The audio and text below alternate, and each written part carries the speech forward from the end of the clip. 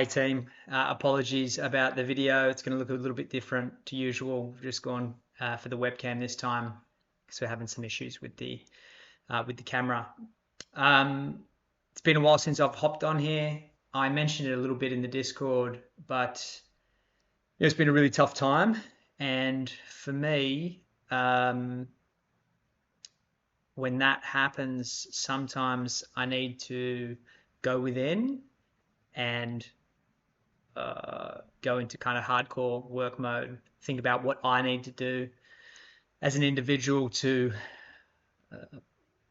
pull out of the mess. The FTX stuff was a real big hit. You guys have heard me talk about it before. It was one of many things that felt unfair on our journey, on the Gyris journey. There's been a lot of things like that. Throughout my course as a founder, here in the space, I've been exposed to massive amounts of manipulation and corruption. I've had a first-hand view of how markets can be manipulated, but also how all of us can be manipulated by bought media, which it all is. How we could have spent the majority of our funds on marketing and churned more dollars, but we would have had less product. This is the space. One of the reasons why I didn't want to come out and talk is because a lot of what I was feeling about the space was this. I had a lot of negativity in a place that should be full of hope and wonder. So I wanted to focus my energy on the positive side of things. So that's what I continue to do. For those of you who don't know, the big FTX here, we lost a lot of money there. We had to stand down the majority of the workforce. Currently, in terms of paid staff, there is now only 2 of us. So it's myself and Andy Clayton, our CTO. Who's busy working on the game, and I have been busy working on the Gyris novel. I come here today because I've reached 50,000 words, which is huge. That's a 200-page book. I think this first one will be about 75,000, I would say, 75, 80,000. And I think I'm about 6 weeks away from a solid draft to send to editors. The decision with the market the way that it was how can we preserve capital, which we have not yet run out, for those who are worried. How can we preserve capital, and how can we think really smartly about bridging the bear without losing the business, and really smartly looking at how we engage traditional consumers, but also venture capital. Now, it's hard to raise in this world right now, especially for anything, Web3, especially for anything Web3 gaming, which is really lost money for people and for VCs. So our focus has long been and continues to be, how do we build a great game, and how do we build this idea of a great franchise?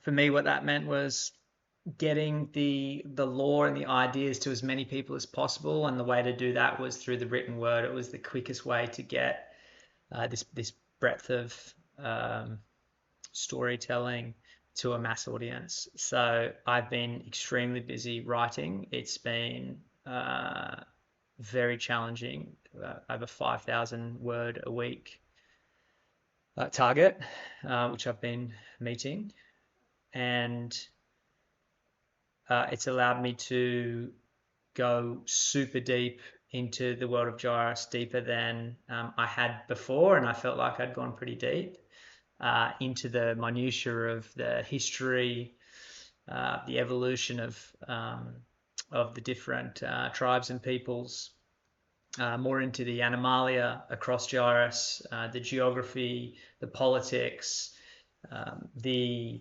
the first migration into Shaitare, the first migration into Morandu, Makalumaru, those conflicts, the genesis of the Tua itself, how Mara colonies work. Yeah, it's been really fucking cool. One really special thing is that when I started writing Gyris beyond the first kind of little 8-page story that I wrote for my kids, the reason that I kept writing was because I'd have to make up things to tell my daughter about the next part of the story, and that led me to continue to write the story. And I started doing that again recently, and then she's been asking me every night. She wants to hear more. So I'm telling her the story as I'm writing it, and she's been really engaged and asking me for that every night. That's a really special experience. It takes me back to what this is supposed to be all about. We also had to think about, how we've been playing this game where, we were trying to show what the multiplayer experience of the game would look like. And so we had this big team. We're trying to build this huge multiplayer world out, including this huge open world, thousands and thousands of square kilometers. Now we've still got all the scaffold of all that. That hasn't gone to waste. That's all there. But our realization is that we need to target.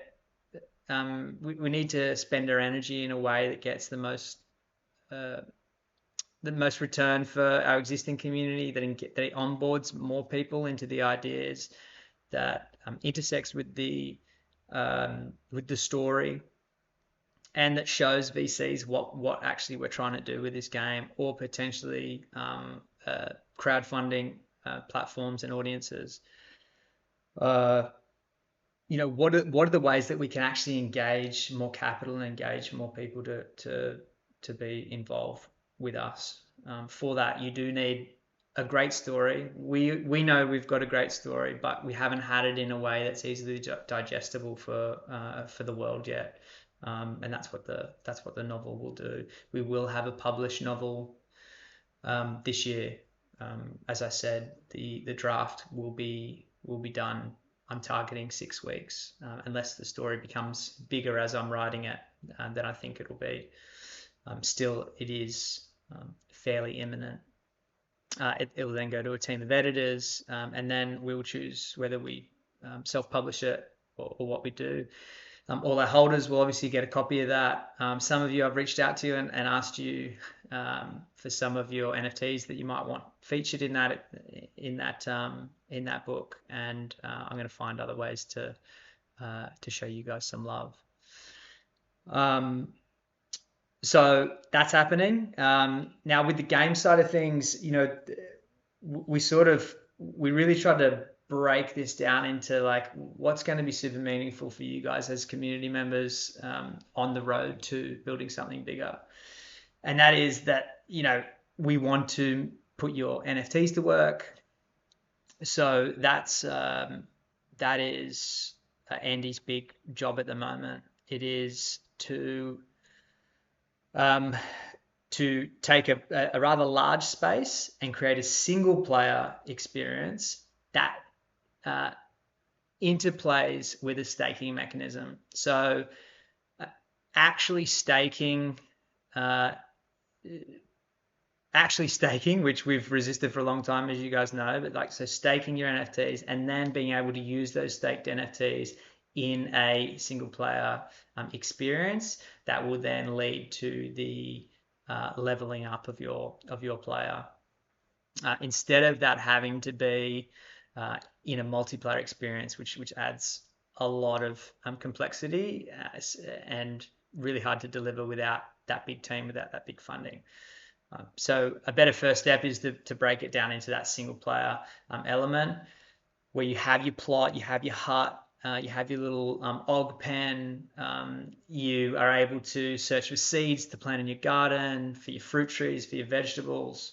You're able to train your Og, you'll be able to fight some enemies with your Bura. And the plan is to have the Mara kind of moving around in the first instance as companions that boost your experience with anything that would be related to Mara, like agriculture, anything that's like in the story, for example, the Igiala Lawara that live under the temple in Duara, they help filter the water and have a pretty critical part in the kind of communal agriculture system within Duara. So there's a lot of kind of story interplays that it makes sense that like the Mara would like boost if you had a Mara connected to you walking around, that it would boost certain sort of experience for you with certain actions. That we feel is like really doable in the short term. So that's the current process. In doing that, what we feel like we are giving to the community is something that I've always taken really seriously, and that is, you guys have believed in us, and I always wanted to, at a bare minimum, give you my all and give you tangible things rather than speculation, tangible things to hold, to experience, the art, which we've always thought was next level, something that you can play, not just kind of seen it for now, a way that you can kind of level up and gamify and actually interact with your NFTs. It's very, very rare that we actually have utility for our NFTs, so we want to give you guys that. Saba, our legend blockchain dev, will be jumping in and helping us integrate like staking with this kind of experience system, all that stuff. As you know, I don't know how the magicians will do it. I stick to story. I'll also be building like a specific story element to go along with this sort of single player experience, and we hope that the single player experience is a real community builder, because you'll all be having your own, you'll be using your own NFTs and you'll be sharing your experiences with each other. This is just like a step on the road to what we want to build and how we want to build it out in a multiplayer sense. But this will allow us to show to VCs and to you guys, like, okay, like this is what the agriculture looks like. This is what like training your Og looks like. We're likely going to build it. The world that you've seen where the racetrack is, we're likely going to build this single player experience in that expanded. So you'll be able to explore that whole area there, fish in the pond, cook. You'll be able to do all the things that we've talked about. You'll be able to do on your plot in the larger game. Yeah, that's what we're doing right now. We've got Hacker House coming up. We still have runway. I'm currently tapping into some like Australian government funding. It gives us some more runway. So we've still got build time here, which is great. I don't plan on stopping. The reason why we made the adjustments that we did is because we just needed to think about capital preservation at this time. We still have the support of some of the staff that aren't being paid anymore, which is great. And normally companies wouldn't come out and say this stuff, but yeah, that's just the way we've always done it. So yeah, want to be upfront with you guys. Still building for sure. Haven't stopped.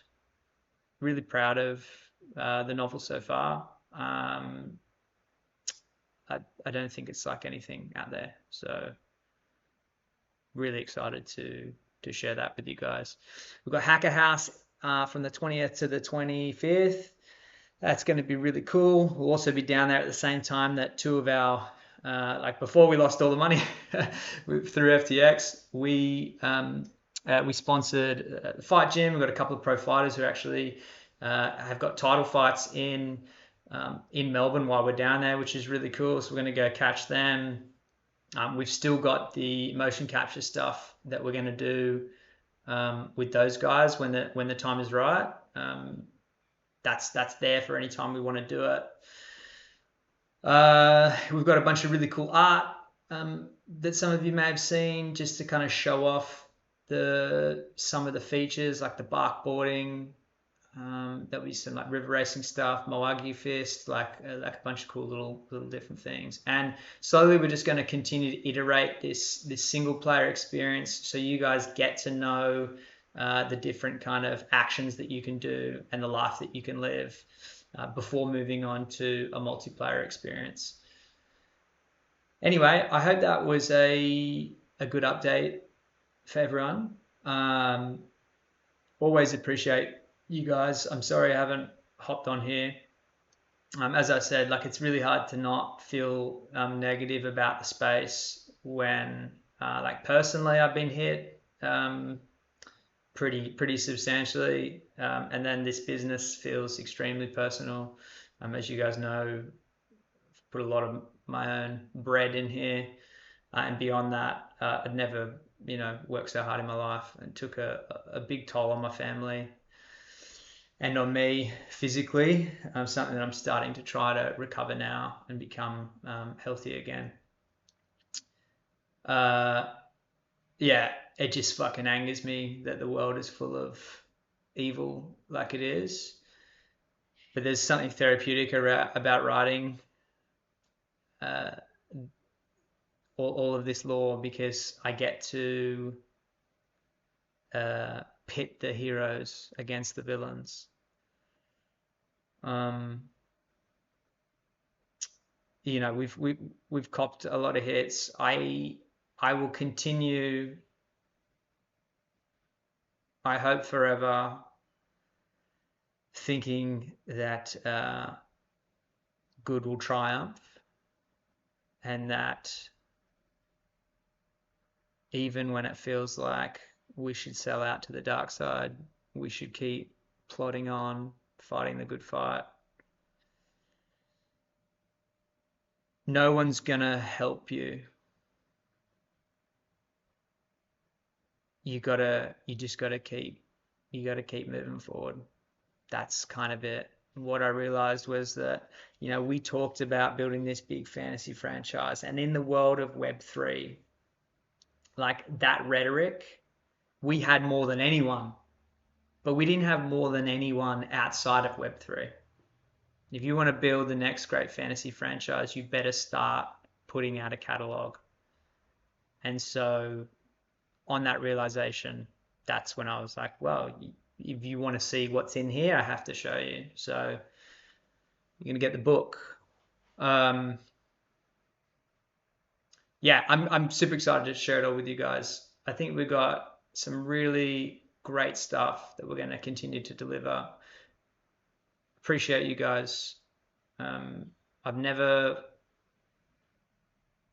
always wanted to make good on every single person's investment. I don't want anyone to ever feel like we haven't given it our all, and then we're not trying to deliver value. I never wanted this to be a speculative venture for me or for anyone. I wanted it to be one of true value. I wanted to take the essence of crypto and build it into a really awesome kind of community-owned venture. And sometimes it feels like this community here are the only good people within it. But I'm sure you know many more. I've still got plenty of fight in me. Can't wait to share all this cool stuff with you guys. We will get footage from Hacker House. We will be presenting shit there. We will be on the gaming panel. To infinity and beyond. 20 minutes. Look out. Love yous.